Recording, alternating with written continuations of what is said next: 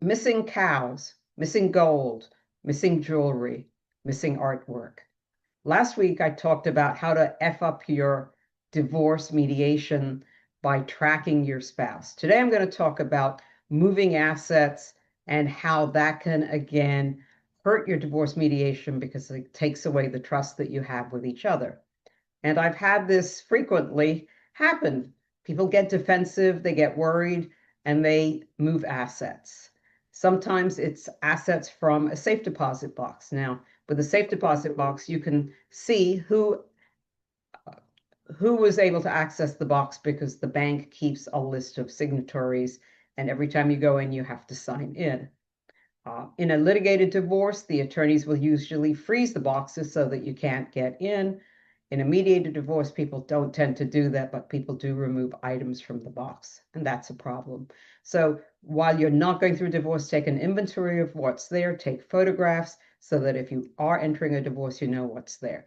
If you have a home safe, again, take an inventory. If you don't feel comfortable, have a conversation with your spouse about where you're going to move the items before the divorce. But once you have that inventory and those photographs, it's easier in a divorce if the items are missing to try and estimate their value so that even if they're not physically there, you can look at them in equitable distribution.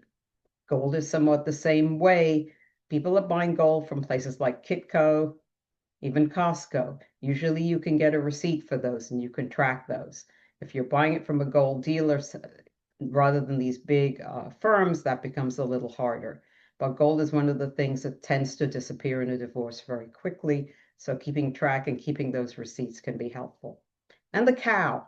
I had a case where the wife said there were 28 cows, and all of a sudden one cow was missing. In the end, the parties acknowledged there was a missing cow. They put a value on it of around 2,000, the value of what the meat would bring in the market, and they settled that. We never did find the cow. And then there's the artwork. And of course, artwork can be taken off a wall, it can be stored elsewhere. People leave it with the in-laws or friends. And so this is typically when there is a divorce that goes south, personal property that disappears. If you're going through a divorce, it's tempting, but don't do it.